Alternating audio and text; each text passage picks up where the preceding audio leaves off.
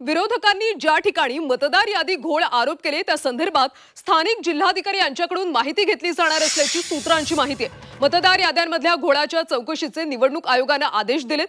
मुख्य निवडणूक अधिकारी चोकलिंगम यांच्या समोर विरोधी पक्षांनी मतदार यादीबाबत आरोप केले त्याची माहिती रिपोर्ट कलेक्टरकडून घेतली जाणार आहे। केलेल्या आरोपांची तपासणी होईल असे आदेश देण्यात आले। चौकशी करून अहवाल सादर करण्याचे संबंधित जिल्हाधिकाऱ्यांना आदेश दिल्याची माहिती। जिल्हाधिकाऱ्यांच्या अहवालाची प्रत विरोधी नेत्यांना देणार असं सुद्धा आता म्हटलं जातंय।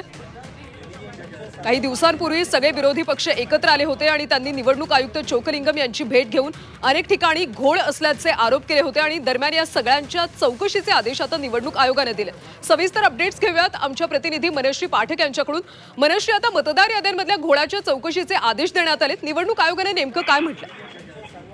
निवडणूक आयोगाने स्पष्टपणे अशा सूचना दिलेल्या आहेत की ज्या ज्या ठिकाणच्या तक्रारी आलेल्या आहेत, म्हणजे काही मतदारसंघातल्या ज्या ज्या तक्रारी विरोधकांनी आपल्या पत्रकार परिषदेमधून किंवा बैठकीमधून उपस्थित केलेल्या आहेत, त्या जिल्हाधिकाऱ्यांना संबंधित घोळाच्या चौकशीचे आदेश देण्यात आलेले आहेत।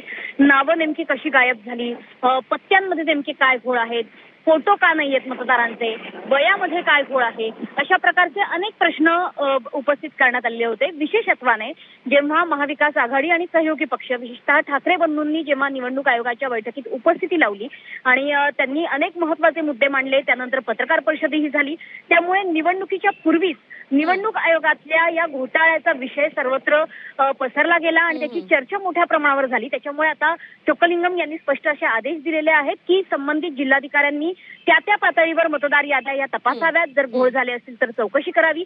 काही दिवसांपूर्वी त्यामुळे चौकशीतून नेमकं काय समोर येतं हे पाहणं महत्त्वाचं आहे। धन्यवाद सविस्तर माहितीसाठी।